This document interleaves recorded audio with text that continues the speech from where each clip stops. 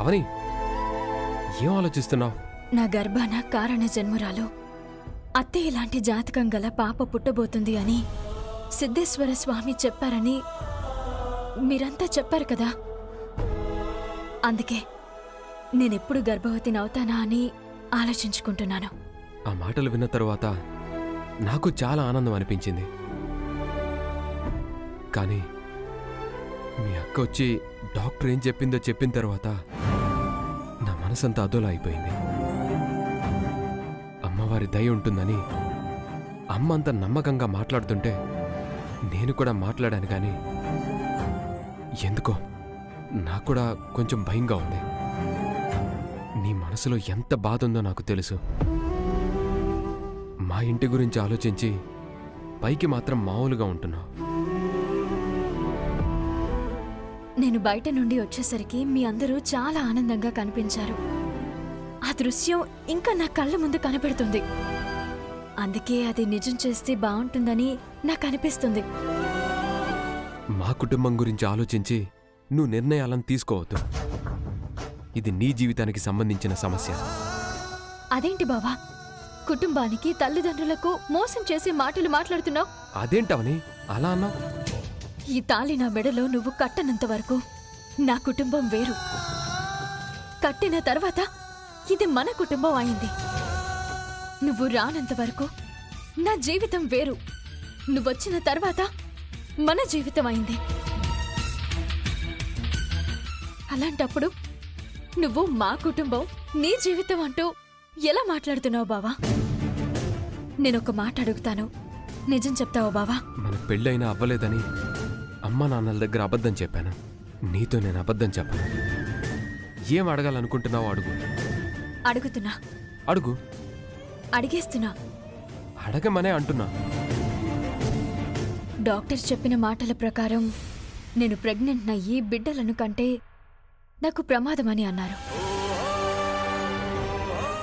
ఆ ప్రమాదం వలన నేను కాని పుట్టబోయే బిడ్డ కాని ఎవరో ఒక్కరే బ్రతుకుతారు అని డెలివరీ సమయంలో నిన్ను అడిగితే నువ్వు ఎవరిని నిన్నేవని?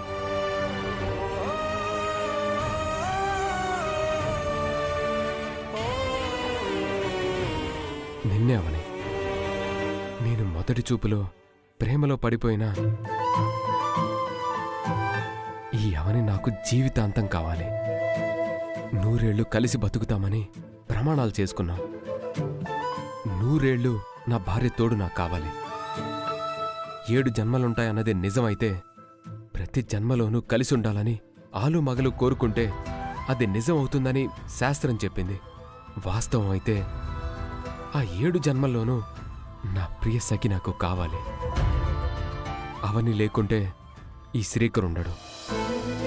నువ్వు లేందే నాకు ఊపిరాడదు. నువ్వు లేందే నా లైఫ్ ఫుల్ఫిల్ కాదు. బిడ్డను వద్దని నేను అనుకోను, కానీ ఆ బిడ్డ నీ ఒడిలో ఉండాలి. నువ్వు నా గుండెల మీద ఉండాలి. నీతో పాటు నాకు బిడ్డ కావాలి. ఇది నిజం. నీ ప్రశ్నకు ఇదే సమాధానం.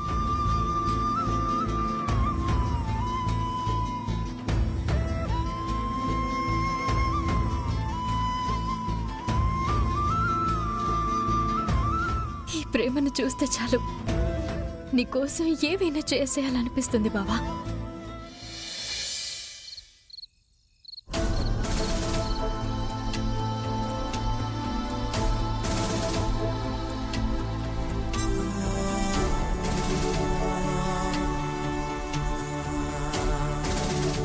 ఇంటి పరిస్థితులు రోజుకొక విధంగా ఉంటున్నాయి. ఏం చెయ్యాలో ఏంటో ఏం అర్థం కావట్లేదు వేద. గాయం మీద గాయం అన్నట్టు ఒక సమస్య నుంచి బయటపడ్డాం అని అనుకునే లోపు దాని వెనక మరొకటి సిద్ధంగా ఉంటోంది. అవును వేద, వర్షం పడితే వరి పండించేవాడికి మంచి జరుగుతుంది, ఉప్పు పండించేవాడికి నష్టం జరుగుతుంది అన్నట్టు అవని బిడ్డను కంటే మనకు ఆనందం, అవనికి నష్టం. స్వామీజీ చెప్పిన మాటల్ని ఆనందించేలోపు సుజాతొచ్చి డాక్టర్ చెప్పిన సంగతి చెప్పింది. ప్రస్తుతం మనం ఆనందానికి ఆవేదనకి మధ్యన ఉన్నాం. ఎలాంటి నిర్ణయం తీసుకుందాం? అమ్మవారి భక్తురాలైన ఆనాటి తులసి లాంటి జాతకం గల మనిషిని మీ తల్లిదండ్రులు వెతికితే నేను దొరికాను. అలాంటి జాతకం గురించి మనం వెతికితే ఇంతవరకు దొరకలేదు. పుట్టబోయే మనవరాలిని మనం వదులుకుంటే ఇక మీదట ఆ జాతకం గల అమ్మాయి మనకి దొరుకుతుందనే నమ్మకం లేదు. నా తదనంతరం వేల కుటుంబాల్లోని దీపాలు ఆరిపోకూడదు అంటే మనవరాలినే కాంతి అవని గర్భం నుంచి బయటికి రావాలి. ఆకలి కేకలు మళ్ళీ ఆ ఊరిలో వినిపించకూడదు అంటే పంచభూతాలు ఆశీర్వదించే ఆ బిడ్డ మనింటి నట్టింట్లోకి రావాలి. పల్లెటూళ్ళు సస్యశ్యామలంగా ఉండాలి అంటే అవని క్షేమంగా ఉండి ఆ వరప్రసాదంకు జన్మనివ్వాలి. అవనికి ఉన్న భక్తే అవనిని కాపాడుతుంది. వైద్యశాస్త్రానికి అంతు చిక్కని అద్భుతాలు ఈ అవనిలో ఎన్నో జరిగాయి. అందుకే మన అవనికి ఏమీ కాదని 100% నాకు నమ్మకం ఉంది. అవని ఇంకా గర్భవతి కాలేదు. కొన్ని రోజులు ఎదురు చూద్దాం. అవని నెలతప్పిన తరువాత మన సమస్యకు పరిష్కార మార్గం అన్నపూర్ణాదేవే చూపిస్తుంది. అత్తయ్య,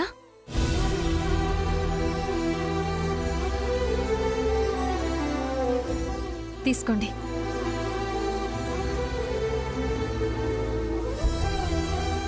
హాస్పిటల్ నుంచి వచ్చావు, నువ్వెందుకు తెచ్చావు? రెస్ట్ తీసుకోకపోయావా? పర్వాలేదు అత్తయ్య, నేను బాగానే ఉన్నాను. ఒంటికిప్పుడు తేలిగ్గానే ఉంది. సరే, వెళ్ళి రెస్ట్ తీసుకో. మీరు నా గురించి ఆలోచిస్తున్నారు కదా? అవునమ్మా, ఒక ఆనందం వెనుక బాధున్నట్టు, ఒక సంతోషం వెనుక విషాదం ఉన్నట్టు నీ విషయంలో జరిగేసరికి ఆలోచనలో పడ్డాం. ఆ ఆలోచనల్లోంచి బయటికొచ్చేయండి. నేనెప్పుడైనా మన కుటుంబం మంచి గురించి ఆలోచిస్తాను. మన ఇంటిని ఏదైనా ఆపద చుట్టుముడుతుందంటే నేను ముందుండాలి, మిగిలిన అందరూ నా వెనక ఉండాలి. మనింట్లోకి ఏదైనా సంతోషం వస్తుందనుకుంటే అందరూ ముందుండాలి, అందరి వెనక నేనుండాలి. నేను కోడలిలా మీ ఇంట్లో అడుగు పెట్టలేదు అత్తయ్య, కూతురులా అడుగు పెట్టాను. మీలో అత్తమామలను చూడ్డం లేదు, శివపార్వతులను చూస్తున్నాను. అత్తయ్య, మీ ఆశయం గురించి నేనెప్పుడు ఆలోచిస్తూ ఉంటాను. అందుకే మీ ఆశయంలో సగభాగం కావాలని కోరుకుంటాను గాని మీ ఆస్తిలో సగభాగం కోరుకోను. జాతకం గల బిడ్డ మన ఖ్యాతిని మరో తరానికి అందిస్తుంది. అలాంటి బిడ్డను నేనెలా వదులుకుంటాను? ఓ కారణ జన్మురాలికి కన్న తల్లిని కాబోతున్నాను. ఆ అదృష్టాన్ని ఎందుకు కాళ్ళదనుకుంటాను? మీరు చింతించకండి.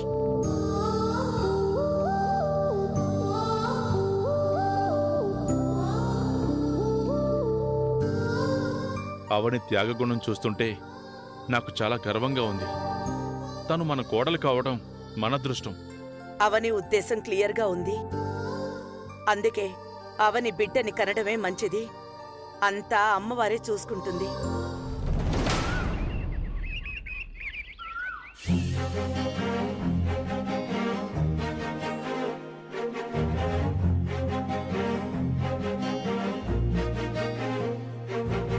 తెల్లవారగానే గుడికి తీసుకురమ్మన్నావు.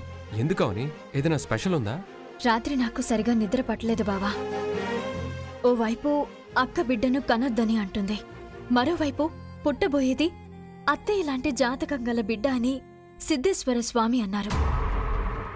అందుకే ఎలాంటి సమస్యలు రాకూడదు అని దేవుణ్ణి వేడుకోడానికి తీసుకుని రమ్మనన్నాను. సరే, పద.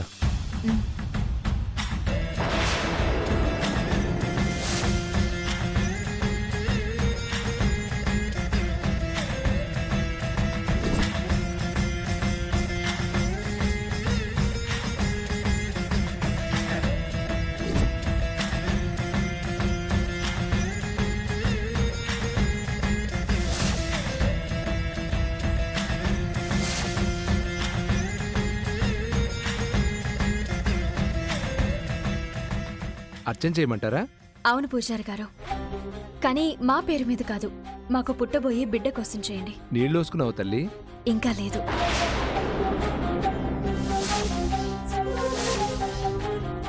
గర్భాన ఇంకా పిండం పడలేదు, నువ్వేమో పుట్టబోయే శిశువు గురించి అర్చన చేయమని అంటున్నావు. కోరిక విచిత్రంగా ఉంది తల్లి. నా జీవితంలో జరుగుతున్న సంఘటనలన్నీ విచిత్రంగానే ఉన్నాయి. దయచేసి నేను చెప్పినట్టు చేయండి పూజారి గారు. సరేనమ్మా, నీ అభిష్టం మేరకు అలాగే చేస్తాను. నేను అర్చన చేస్తుంటాను, ఈలోగా నువ్వు గుడి ప్రదక్షిణలు చేసిరా. సరే పూజారి గారు.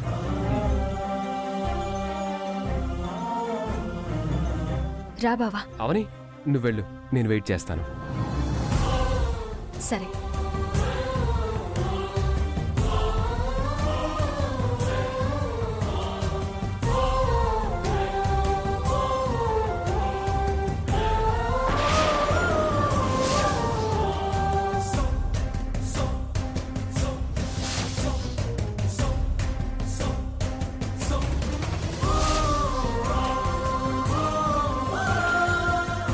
పూజారి గారు, నా భార్య కోరింది మీకు వింతగా అనిపించొచ్చు, కానీ ఎందుకలా అడిగిందంటే మా గురువు గారు త్వరలో తనకు బంగారు బొమ్మ లాంటి పాప పుడుతుందని చెప్పారు. అవునా?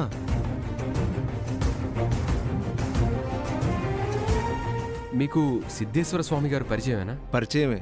అప్పుడప్పుడు మన గుళ్ళో ప్రవచనాలు చెప్పడానికి వస్తుంటారు. పేరు ప్రఖ్యాతులు ఉన్న అవధానివారు, అలాగే కాలజ్ఞానం కూడా తెలిసినవారు.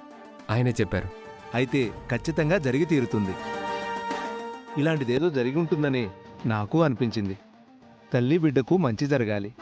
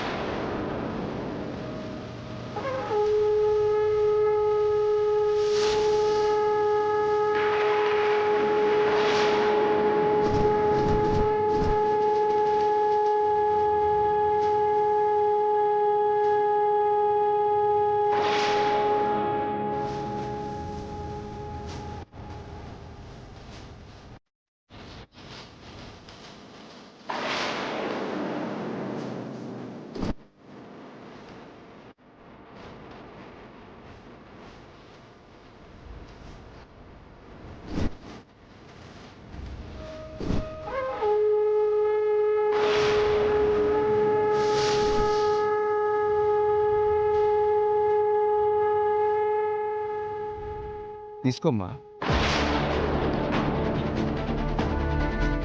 ప్రసాద్.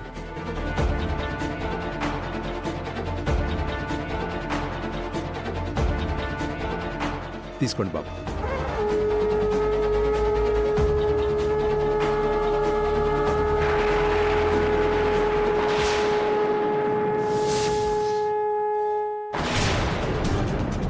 అద్భుతం జరగబోతోంది.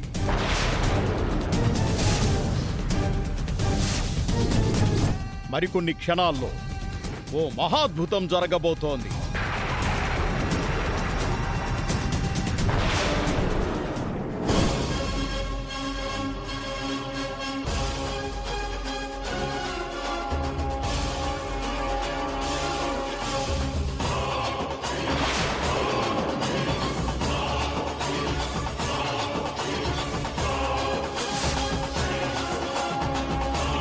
మీ కోరిక త్వరగా నెరవేరాలి. బయలుదేరతాం. మంచిది.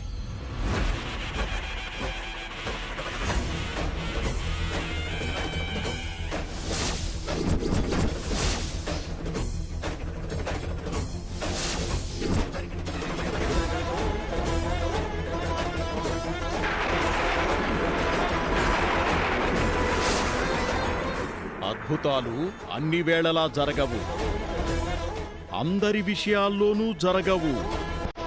కొందరికే జరుగుతాయి, కొన్ని వేళల్లోనే జరుగుతాయి.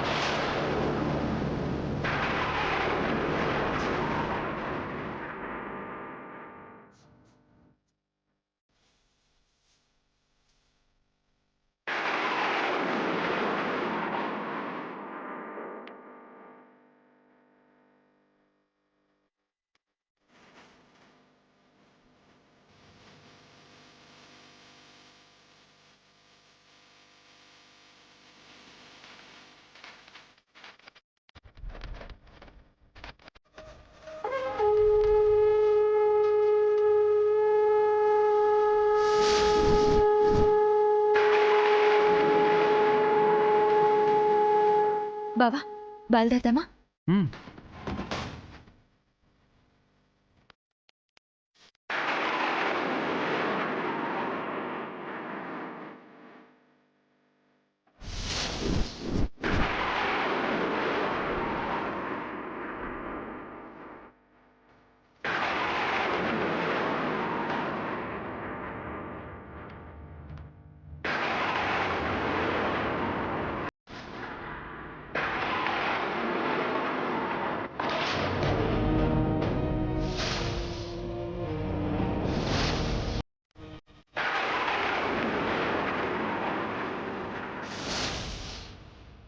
జరిగింది. మహాద్భుతం జరిగింది.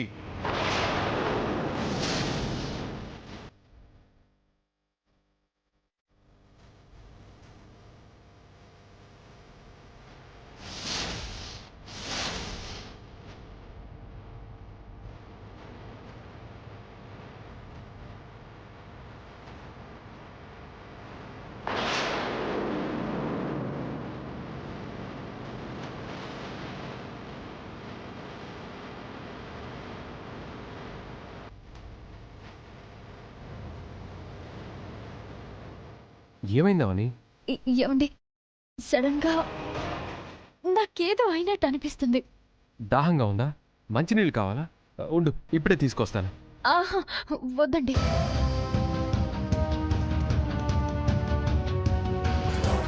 అవని, కడుపు నొప్పిగా ఉందా? లేదండి. మరేమవుతుంది? అది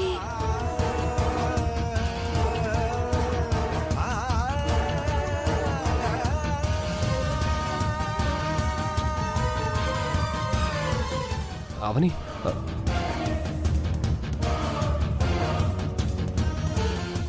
అవని, అవని, అవని, అవని, కళ్ళు తెరువు అవని. అవని, ఏమైంది? ఎవరైనా? అవని, అవని! నేను గైనకాలజిస్ట్ని. ఒకసారి నన్ను చూడనివ్వండి. చూడండి డాక్టర్.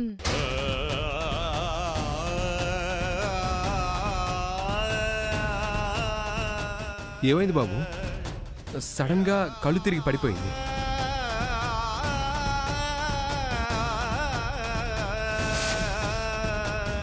ప్రదక్షిణలు చేసినందుక? కాదు పూజారి గారు, అవని తల్లైనందువలన కళ్ళు తిరిగి పడిపోయింది. వాట్? Yes, she's pregnant.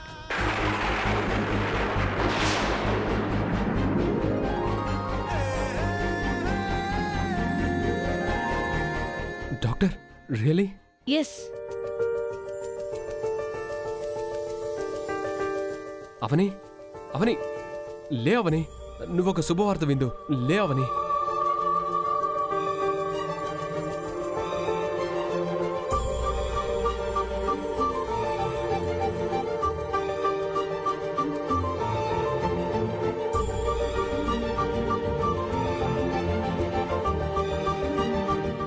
ఏమండి, ఏమైందండి? నువ్వు కోరుకున్నట్టే జరిగింది తల్లి. నీకో శుభవార్త. ఏంటది? సుపుత్రిక ప్రాప్తిరస్తు. ఏంటి? అవునవని, నువ్వు ప్రెగ్నెంట్ అని కన్ఫర్మ్ అయింది. ఇదిగో ఈ డాక్టర్ గారే చెప్పారు.